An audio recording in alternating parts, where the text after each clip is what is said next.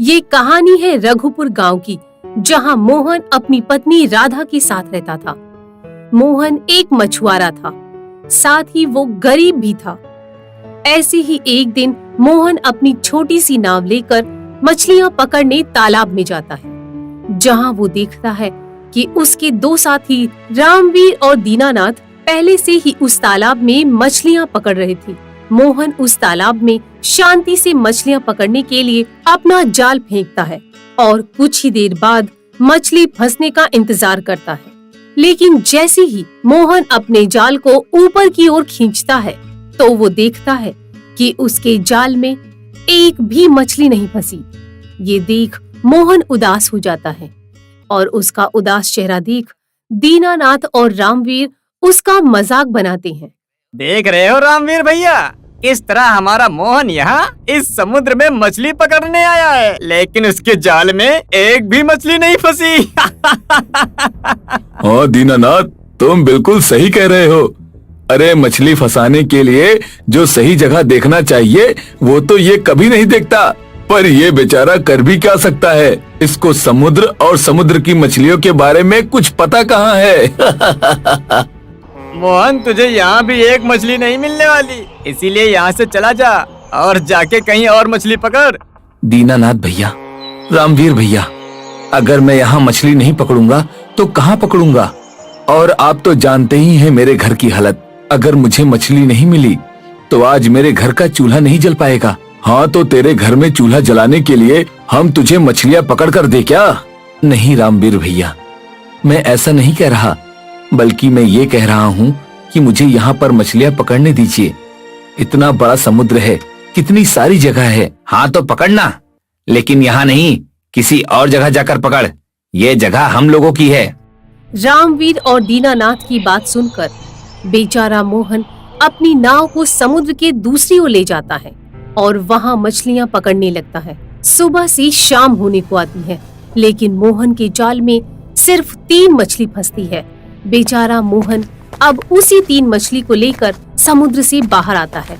मोहन के हाथ में सिर्फ 3 मछली देखकर फिर से रामवीर और दीनानाथ उसका मजाक बनाते हैं। अरे दीनानाथ देख, बेचारे मोहन के जाल में सिर्फ 3 मछली फंसी। अरे भैया, इससे कुछ नहीं होने वाला। मोहन, मैं तो कहता हूँ कि तू मजदूरी ही कर ले। अरे मजदूरी करके कमाएगा तो कम से कम कुछ खाएगा तो, नहीं तो अगर तेरा यही हाल रहा तो बहुत जल्द तुझे खाने के लाले पड़ जाएंगे। वैसे भी तेरे बस की नहीं है मछली पकड़ना, फिर चाहे तू कितनी ही जगह क्यों ना बदल ले। मोहन कुछ नहीं बोलता और अपनी गर्दन झुकाए वहाँ से चुपचाप चला जाता है और बाजार में मछलियाँ बेचने लगता है। फिर इन मछलियों के बदले मोहन को सिर्फ 100 रुपए मिलते हैं और वो उस 100 रुपए से अपने घर के लिए चावल ले जाता है।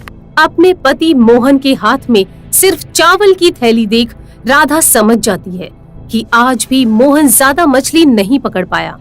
अरे आप आ गए, आइए बैठिए, मैं आपके लिए अभी गर्मा गर्म चावल बनाकर लाती हूँ।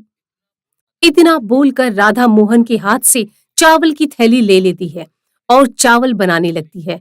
लेकिन मोहन आज उदास था और वो उदासी भरे स्वर में राधा से कहता है, राधा, मैं तुम्हारी इच्छाओं को पूरा नहीं कर पा रहा, तुम्हें सही से खाना नहीं दे पा रहा, हो सके तो मुझे माफ कर दो। मोहन जी, ये तो समय समय की बात है। कभी समय अच्छा चलता है तो कभी बुरा, और जिंदगी में उतार चढ़ाव तो आते ही रहते हैं। अगर इन उतार चढ़ाव में हम हार मान गए तो लानत है ऐसी जिंदगी पर। अरे भगवान जब भी हमें अंधेरे में रखता है तो वो उजाले का भी दीप दिखाता है। इसीलिए अभी हमारी परिस्थितियाँ चाहे जैसी हो, मैं आपके साथ हमेशा रहूंगी। राधा की बात सुनकर मोहन की आंखें भर आती हैं और उसको हिम्मत मिलती है। इस तरह अगली सुबह एक बार फिर मोहन समुद्र पर पहुंच जाता है मछलियां पकड़ने। लेकिन एक बार फिर मोहन को समुद्र में देख रामवीर और दीनानाथ चिढ़ जाते हैं और वो गुस्से से उससे कहते हैं, तुझे मना किया था ना यहाँ आने के लिए, फिर भी मुंह उठाकर यहाँ पर आ गया। यहाँ से चला जा, वरना तेरी हड्डियां तोड़ दूंगा आज। लेकिन रामवीर भैया, आप ही बताइए ना, अगर मैं समुद्र में मछली नहीं पकड़ूं तो कहाँ पकड़ूं? अरे जाकर किसी दूसरे समुद्र में पकड़ ले। लेकिन तू हमें यहाँ नजर मत आना। बेचारा मोहन अपनी नजरें नीचे झुकाए दूसरे समुद्र की ओर चला जाता है, जहाँ कोई भी मछली पकड़ने नहीं जाता था, क्योंकि वहाँ अक्सर तेज आंधी तूफान आया करते थे। समुद्र में तेज लहरें थीं, आसमान में काले बादल थे और उन लहरों में मोहन की नाव भी अपना बैलेंस नहीं बना पा रही थी। हे भगवान, समुद्र में कितनी तेज लहरें हैं। मुझे तो डर लग रहा है, कहीं ऐसा ना हो कि इन लहरों के साथ मेरा आज ही राम नाम सत्य हो जाए। मोहन ये बात बोल ही रहा था कि उसकी नजर समुद्र में आने वाले तूफान पर पड़ती है। ये क्या हो रहा है? ये तो कोई समुद्री तूफान है। अब मैं इससे कैसे बचूं? कोई मदद करो मेरी, बचाओ, कोई बचाओ मुझे। मोहन चिल्ला रहा था, लेकिन उस समुद्र में उसके सुनने वाला कोई नहीं था और वो समुद्र की उन लहरों में गायब हो जाता है। कुछ देर बाद जब मोहन की आंखें खुलती हैं, तो वो खुद को एक ऐसी जगह पर पाता है जहाँ सब कुछ सोने का था। अपने सामने हर तरफ सोना देख मोहन की आंखें फटी की फटी रह जाती हैं। लेकिन तभी वहाँ पर एक सिपाही आता है और उसे अपने राजा के पास ले जाता है। कौन हो तुम और तुम्हारी हिम्मत कैसे हुई हमारे इस शहर में आने की? राजा की बात सुनकर मोहन अपने साथ घटी हुई घटना के बारे में बताता है। तुम्हारी बात में हमें सच्चाई नजर आ रही है, इसीलिए हम तुम्हें यहाँ से जाने दे रहे हैं। तुम यहाँ जिस तरह आए हो, ठीक उसी तरह तुम यहाँ से जा सकते हो। समुद्र के बीचों बीच तुम्हें एक तूफान मिलेगा और उस तूफान के जरिए ही तुम अपनी दुनिया में जा सकते हो। और सुनो, यदि तुम्हें कोई परेशानी है तो तुम हमारे यहाँ से मछलियाँ ले जा सकते हो। हमारे यहाँ की मछलियाँ काफी अलग होती हैं, लेकिन हाँ, यहाँ से तुम सिवाय मछली की कुछ भी नहीं ले जा सकते। अगर तुमने सोने का लालच किया और यहाँ से सोने का टुकड़ा लिया भी, तो वो सोना बढ़ता ही जाएगा, जिसके कारण तुम्हें उसकी कीमत चुकानी पड़ सकती है। राजा की बात से मोहन सहमत हो जाता है और समुद्र में सिर्फ मछलियां पकड़ता है और वो उसी समुद्री तूफान के पास जाता है और कुछ घंटे बाद वो वापस अपनी दुनिया में पहुंच जाता है और मछलियां बेचने लगता है। मोहन की मछली काफी ताजा और अच्छी दिख रही थी। ये देख दीनानाथ रामवीर से कहता है, रामवीर भैया, देख रहे हो मोहन कितनी सारी मछलियाँ लेकर आया है। मैं भी यही देख रहा हूँ दीनानाथ, लेकिन वो इतनी सारी मछलियाँ लाया कहाँ से? अरे इसका तो तभी पता चलेगा जब हम इस पर नजर रखेंगे। दीनानाथ और रामवीर इतना बोलकर अपने अपने घर चले जाते हैं। तो वहीं मोहन बाजार में जाकर सारी मछलियां बेच देता है। आज मोहन की अच्छी खासी कमाई हुई थी, इसीलिए मोहन अपने घर के लिए राशन भरवा के ले जाता है। अगले दिन मोहन एक बार फिर समुद्र में जाता है और वो उसी तूफान के करीब जाता है, लेकिन इस बार मोहन अकेला नहीं बल्कि दीनानाथ और रामवीर भी उसके पीछे जाते हैं। मोहन एक बार फिर उसी तूफान के करीब जाकर उसी तूफान में गायब हो जाता है और कुछ घंटे बाद वहाँ से ढेर सारी मछलियाँ पकड़ कर लाता है। ये देख दीनानाथ और रामवीर आपस में बातें करने लगते हैं। अच्छा, तो ये राज है। ये एक जादुई समुद्र है। इस समुद्र में एक तूफान आता है और इस तूफान के पीछे मोहन इतनी सारी मछलियाँ पकड़ के लाता है। अब तो हम भी इस तूफान के पीछे जाएंगे और ढेर सारी मछलियाँ पकड़ के लाएंगे। उसके बाद हम भी अमीर हो जाएंगे और मोहन को वहाँ से भी मछली पकड़ने के लिए मना कर देंगे। इतना बोलकर दीनानाथ और रामवीर दोनों तूफान के अंदर जाते हैं और पहुंच जाते हैं जादुई समुद्र के सोने की नगरी में, जहां वो राजा उनको भी वही वार्निंग देता है जो उसने मोहन को दी थी। और इस तरह दीनानाथ और रामवीर उस नदी में मछली पकड़ते हैं। चलो रामवीर भैया, आज तो हमने भी मछलियाँ पकड़ ली हैं। अब हम मोहन के जैसे बहुत जल्द बहुत सारा पैसा कमाएंगे। दीनानाथ, तुम बिल्कुल सही कह रहे हो, लेकिन अगर मैं यहाँ आया हूँ तो खाली मछलियाँ लेकर नहीं जाऊंगा। मतलब ये है कि हम यहाँ आए हैं और यहाँ बहुत सारा सोना है। हमारे दोनों हाथ में सोना ही सोना है। दीनानाथ, अगर हम चाहें तो हम यहाँ से कुछ सोना ले जा सकते हैं। और वैसे भी क्या हुआ अगर सोना बढ़ गया तो? अरे जरा सोचो, ये सोना बढ़ता जाएगा तो हम माला माल होते जाएंगे। और आने वाले समय में हमें मछलियाँ पकड़ने की जरूरत भी नहीं पड़ेगी। रामवीर की बात से दीनानाथ सहमत होता है और वहाँ से वो दोनों एक एक सोने का टुकड़ा अपनी नाव में रख लेते हैं और एक बार फिर पहुँच जाते हैं समुद्र के तूफान के पास। उस तूफान से निकलने के बाद वो दोनों समुद्र में पहुँच जाते हैं, जहाँ वो दोनों अपनी नाव चलाकर किनारे की ओर पहुँच जाते हैं और आपस में एक दूसरे से कहते हैं, देखा, मैं कह रहा था ना, कुछ नहीं होगा, नहीं बढ़ाना ये सोना। अब देखना, हम इस सोने को बेचकर बहुत सारे पैसा इकट्ठा कर लेंगे। तुम बिल्कुल सही कह रहे हो रामवीर भैया। बहुत जल्द हम इस गांव के सबसे अमीर इंसान होंगे। एक तरफ हमारा मछली का बिजनेस चलेगा तो दूसरी तरफ हम हर रोज यहाँ से सोना चुरा के लेकर जाएंगे। दीनानाथ और रामवीर आपस में बात कर रहे थे कि तभी वो देखते हैं कि उनकी नाव में वो सोने का टुकड़ा दुगना हो चुका है और धीरे धीरे वो सोना बढ़ता ही जाता है। ये देख दीनानाथ काफी घबरा जाता है और वो घबराते हुए रामवीर से कहता है, ये क्या हो रहा है? ये सोना बढ़ता कैसे जा रहा है? पता नहीं दीनानाथ, लगता है उस राजा की बात सच हो रही है। एक काम करो, अपने नाव की स्पीड बढ़ाओ और जल्द से जल्द यहाँ से निकलो। मैं कह रहा था कि सोना मत लो, लेकिन तुम नहीं माने। तुमने मेरे मन में भी लालच पैदा कर दिया और देखो, आज उस लालच की वजह से हमारी जान खतरे में है। अरे इसमें मेरी क्या गलती है? और मैंने तुम्हें नहीं कहा था कि सोना अपने पास रखो। सोना तो मैं अपने लिए लाया था, लेकिन तुमने मेरी नकल करी और तुमने भी सोना रख लिया। खैर, इस सब को छोड़ो और जल्दी से जल्दी ये सोना इस समुद्र में फेंक दो। वैसे भी ये समुद्र जादुई है, कहीं ऐसा ना हो कि हम दोनों इस जादुई समुद्र के जादू में फंस जाएं। क्योंकि अगर हमने इस सोने को इस जादुई समुद्र में नहीं फेंका तो ये जादुई समुद्र हमारी जान ले लेगा और मैं इतनी जल्दी मरना नहीं चाहता, क्योंकि मेरे अलावा मेरे बीवी बच्चों का कोई नहीं है। तुम्हारा दिमाग खराब तो नहीं हो गया? अरे इतना खतरा मोल लेकर हम इस जादुई समुद्र में आए, उस तूफान को लांघा। इतना सब कुछ करने के बाद मैं इस सोने को नहीं छोड़ सकता। रामवीर की बात सुनकर दीनानाथ इस बार उसकी बात में नहीं आता और जल्द से जल्द उस सोने को समुद्र में फेंक देता है और समुद्र से बाहर आ जाता है।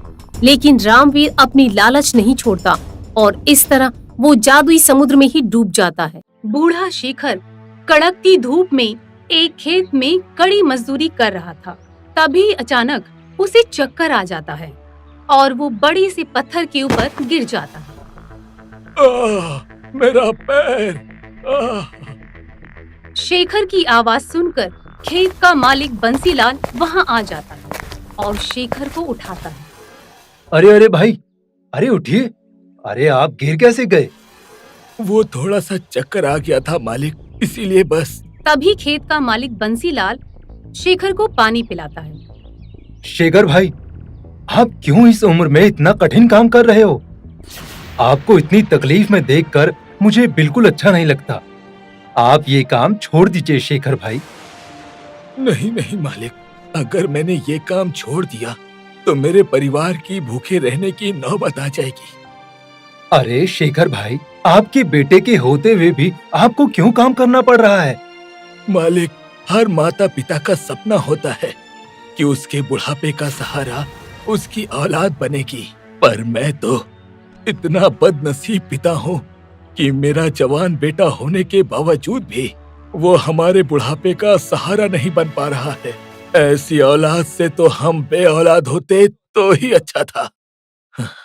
तभी शेखर उदास होकर फिर से खेत में काम करने लग जाता है। बूढ़ा शेखर बंसीलाल के खेतों में सालों से मजदूरी करता आ रहा था। शाम तक खेत में कड़ी मजदूरी करने के बाद शेखर उसी चमनपुर गांव में अपने छोटे से किराए के घर में आता है, जहां उसकी पत्नी उर्मिला मिट्टी के चूल्हे पे खाना पका रही होती है। रमेश कहाँ है उर्मिला? जी वो तो शहर गया है अपने किसी दोस्त की शादी में। पता नहीं कब ये लड़का अपनी जिम्मेदारियों को समझेगा। अपने जीवन को खेल बना रखा है उसने। ना कोई काम करता है और ना ही अपने बूढ़े माँ बाप का सहारा बनता है। जाने दीजिए ना, एक ही तो बेटा है हमारा। थोड़े समय के बाद शेखर का बेटा रमेश घर आता है। शेखर अपने बेटे रमेश और अपनी पत्नी के साथ बड़ी ही गरीबी में अपना जीवन बिता रहा होता है। रमेश बेटा, अब मेरे इस बूढ़े कंधों में इतनी ताकत नहीं रही कि वो अपने इस परिवार का बोझ उठा सके।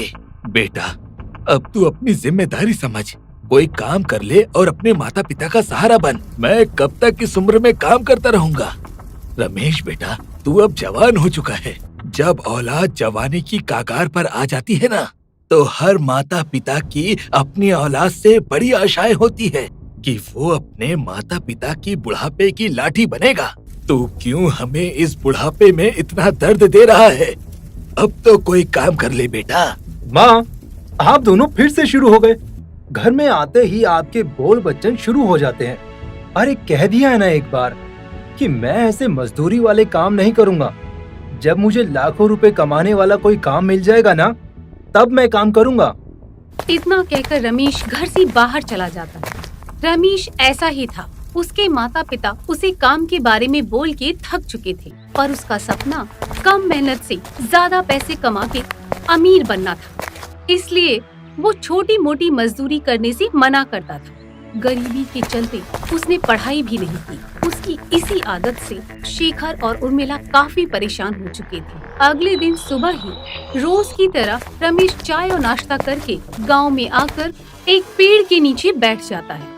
तभी गांव के दो आदमी रमेश के पीछे पेड़ के पास आकर बैठ जाते हैं। यार रोहन, तुझे पता है अपने गांव के बाहर जो पुरानी खंडर हवेली है, मैंने सुना है उस हवेली में कई सारा खजाना छुपा हुआ है।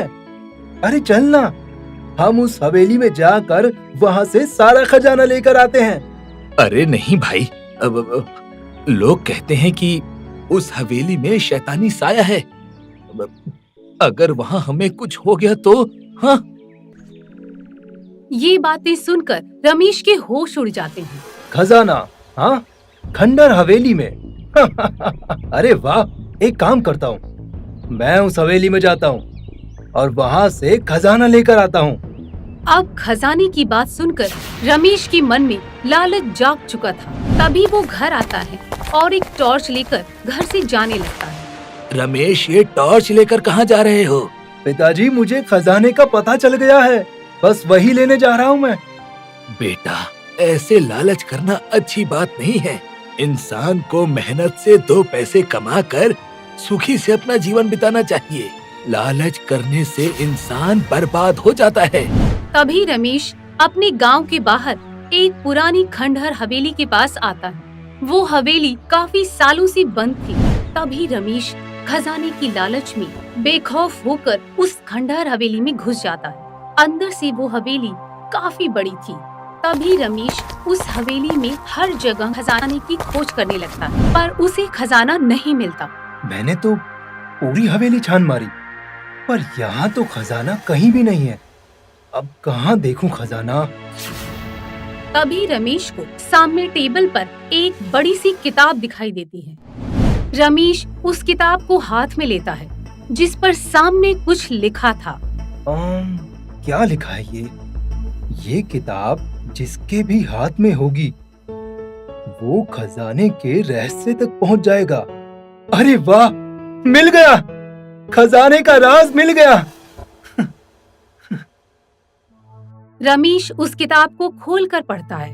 अगर आप खजाने का रहस्य जानना चाहते हैं तो खजाना उस व्यक्ति तक पहुंच जाएगा जो इन दो सवालों के सही जवाब देगा। पहला सवाल ये है कि उस व्यक्ति को जीवन में क्या करना चाहिए। ऐसा कोई कार्य ना करे जिससे किसी व्यक्ति का जीवन नष्ट हो जाए। इसे पढ़कर रमेश काफी समय तक सोचने लगता है। ऐसा क्या है जिससे जीवन बर्बाद हो जाता है? अरे हाँ, लालच है इसका जवाब। तभी उस किताब से आवाज आती है। सही जवाब। अब पेज उलटकर अगले सवाल का जवाब दो। रमेश पेज पलटकर अगला सवाल पढ़ता है। क्या लिखा है ये?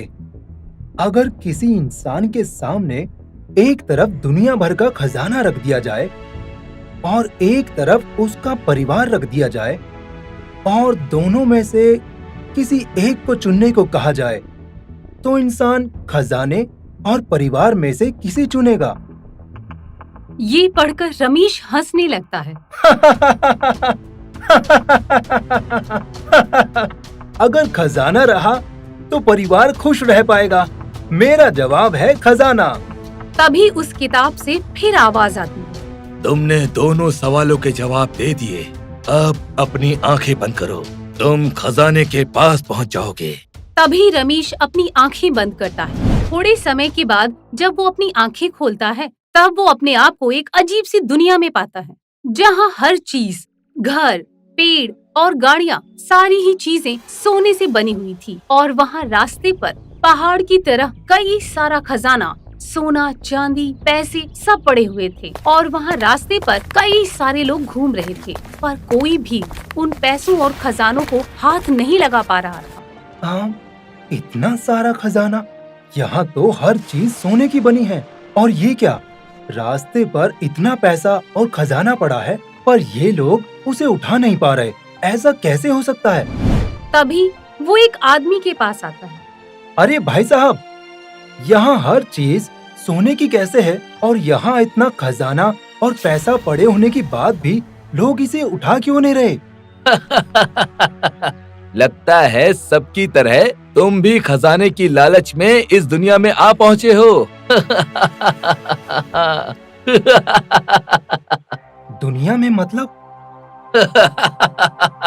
अरे भाई, ये एक जादुई दुनिया है। सालों पहले मैं भी खजाने की लालच में उस जादुई किताब के 2 सवालों का जवाब देकर इस जादुई दुनिया में आ पहुंचा था। तुम्हें खजाना पाने की चाहत थी ना, इसीलिए उस जादुई किताब के सवालों का जवाब देकर तुम्हें इस जादुई खजाने की दुनिया में भेज दिया है। इस दुनिया में खजाने के सिवाय कुछ भी नहीं है। यहाँ ना अनाज है और ना ही खेत, ना फसल और ना कोई सुविधा। अब तुम्हें यहाँ रहकर हमारी ही तरह पैसा खाकर गुजारा करना होगा, क्योंकि यहाँ अपनी दुनिया की तरह खाना नहीं है। यहाँ तो केवल पैसा और खजाना है। अब तुम भी जीवन भर के लिए इस दुनिया में आ चुके हो। ये सुनकर रमेश के होश उड़ जाते हैं। क्या? नहीं, मैं ये पैसे नहीं खा सकता। मुझे वापस अपनी दुनिया में अपने परिवार के पास जाना है। मैं यहाँ नहीं रह सकता। इस दुनिया से वापस अपनी दुनिया में जाने का कोई रास्ता नहीं है। जब उस किताब ने तुमसे पहला सवाल किया था कि इंसान का जीवन किस वजह से बर्बाद होता है, तो उसी समय तुम्हें समझ लेना चाहिए था कि लालच ही बर्बाद करती है। और देखो, तुमने लालच किया और तुम यहाँ आ गए। और तुम्हारा दूसरा सवाल था परिवार या खजाना, पर तुमने लालच में आकर खजाना चुना। तो खजाने के बदले तुमसे हमेशा के लिए तुम्हारा परिवार दूर हो गया। अब तुम भी इस हकीकत को मान लो दोस्त। और यहाँ हमारे साथ इस कागज के नोट को खाकर अपना जीवन बिताओ। इतना कहकर वो आदमी आगे चला जाता है। ये क्या हो गया? नहीं, नहीं, नहीं! मैं इस दुनिया में नहीं फंस सकता। मुझे अपने परिवार के पास वापस जाना है। मैं क्या करूं? मुझे यहाँ से बाहर निकालो। मुझे खजाना नहीं चाहिए। मुझे अपनी दुनिया में जाकर अपने माता पिता के साथ रहना है।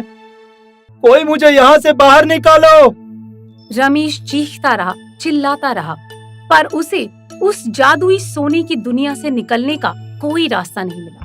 जिसके बाद वो उस जादुई दुनिया में इधर से उधर भटकने लगता है। थोड़े समय के बाद रमेश थक कर एक सोने के पेड़ के नीचे आकर बैठ जाता है। क्या करूं? कहाँ जाऊं? किससे कहूं? क्यों मैंने खजाना पाने का लालच किया? ना मैं लालच करता, ना मैं यहाँ इस अजीब सी दुनिया में आता। तभी रमेश को सामने कई सारे लोग दिखाई देते हैं जो पैसा खा रहे होते हैं। कितनी भूख लगी है मुझे। अब जिंदा रहने के लिए मुझे भी पैसा खाकर ही अपना पेट भरना होगा। तभी रमेश पैसों के ढेर के पास आता है और कागज की नोट को खाने लगता है। इसी तरह दिन पर दिन बीतते गए। अब रोज रोज कागज के नोट खाकर रमेश की हालत खराब होने लगती है। एक दिन उसके पेट में बहुत तेज दर्द होने लगता है।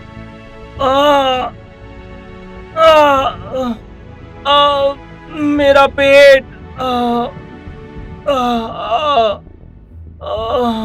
रमेश मछली की तरह तड़पने लगता है। तभी उसके पास कुछ लोग आते हैं। मेरा पेट। बहुत तेज दर्द हो रहा है। अब तुम भी बाकियों की तरह मरने वाले हो। ज्यादा पैसा खाने से यहाँ लोग मर जाते हैं। तभी तड़प तड़प कर रमेश की वहां पर मौत हो जाती है और तभी अचानक रमेश की आंख खुलती है और वो अपने गांव के उसी पेड़ के नीचे लेटा हुआ था जहां वो हमेशा बैठता था और उसके पास उसके माता पिता बैठे थे। अरे मैं यहाँ कैसे? मैं तो मर चुका था। माँ, पिताजी, मैं यहाँ कैसे? रमेश, तू यहाँ इस पेड़ के नीचे क्यों सो गया था? हाँ, हम पिछले 2 घंटे से तुझे जगाने की कोशिश कर रहे हैं और तू यहाँ सोया है। क्या? इसका मतलब वो सब सपना था? रमेश वो सब सपने में देख रहा था। तभी वो अपने सपने के बारे में अपने माता पिता को बताता है। देखो बेटा, इसे ही कहते हैं लालच का अंजाम। नहीं, मुझे नहीं चाहिए खजाना पैसा। पिताजी, आप सही कहते हो। 2 पैसे कमाकर सुख से अपना जीवन बिताने में ही भलाई है। अब से मैं रोज खेत में जाकर मजदूरी करूंगा। हाँ। तो इस तरह रमेश की आंखें खुलती हैं और वो हमेशा के लिए लालच करना छोड़ देता है और अगले दिन से ही वो अपने पिता की जगह बंसीलाल के खेत में जाकर मजदूरी करके अपने माता पिता का सहारा बनकर उनका पालन पोषण करने लगता है।